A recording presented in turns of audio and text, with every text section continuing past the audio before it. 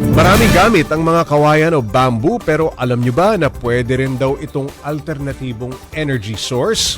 Ang ginagawang bamboo pellets nakakapagpagana ng ilang makinarya gaya ng generator. Para bigyan ng mukha ang balita, Mobile Journal Denise Valdesancho. Hindi lang sa furnitures, construction at textiles ang gamit ng mga kawayan. Nagiging alternatibo rin ito kung walang fuel sources tulad ng uling, mas eco-friendly pa. So yung mga maliliit na makinarya na imbis na gasolina ang ipapagagamitin natin para tumakbo po yung generator sa field, so pwede po nating substitute ng uling or kaya ng pellets.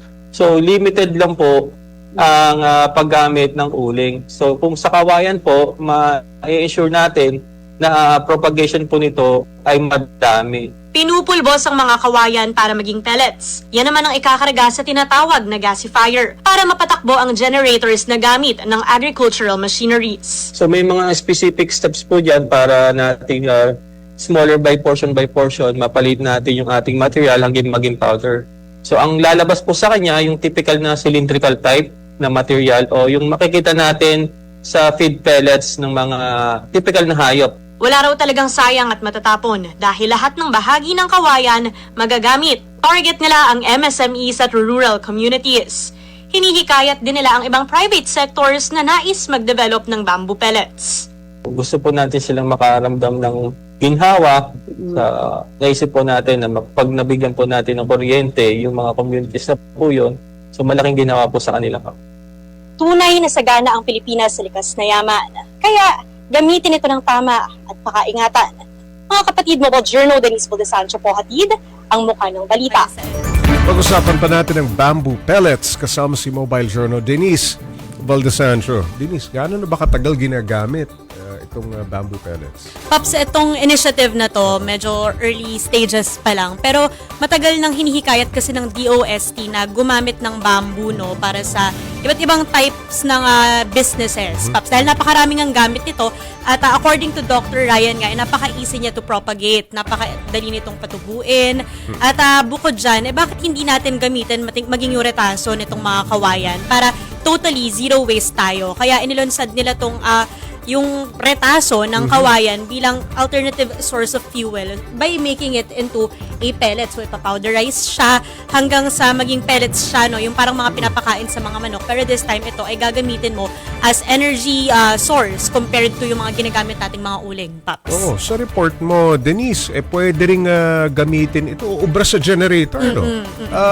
Okay, kahit ordinaryong generator, pwede itong bamboo pellets. Paps, ideally, ang pinakamagandang gamiting type of generator dito, yung gasoline type, according to Dr. Ryan, na tumatagal din. Comparable talaga siya sa mga ginagamit nating uling o kaya yung mga other energy sources. And at the same time, ito ay mas eco-friendly dahil less yung nare-release na carbon dioxide, if I'm not mistaken. Dahil ito nga yung pinopromote nila, no, na napaka-eco-friendly niya. At syempre, wala kang masasayang na dito sa kawayan. Gamit na gamit mo siya. And ang kawayan kasi kahit saan makikita mo, lalo na sa mga indigenous areas, sa mga probinsya, sa mga rural communities, Paps. No? Kahit hindi mo paramihin, meron mga kawayan no? Kahit saan. Kaya bukod sa mga magagamit mo sa mga furniture, sa mga textile, tulad na nabanggit natin, bakit di natin siya gamiting energy source? Lalo na, diba nakita natin recently yung hamon nga or yung crisis sa enerhiya. It's good, no, na yung mga ganitong ideas, concepts, nagpa-pop up. Ayan, nakikita ko sa video mo, no, dun sa report mo, parang substitute sa coal nga, ano? Mas malinis siya. Oo, Paps, mas malinis. Tipid ba itong bamboo pellets kumpara sa paggamit ng crudo?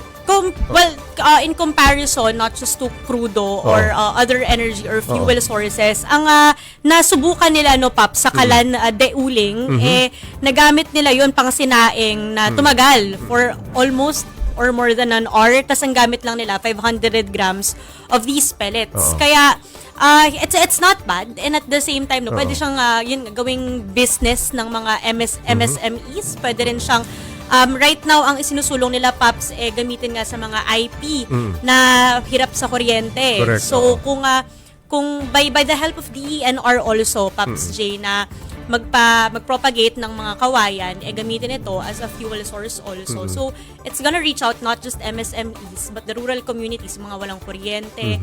And also, it's a business concept, Paps. Alright, maraming salamat, Mobile Journal Denise Valdesancho.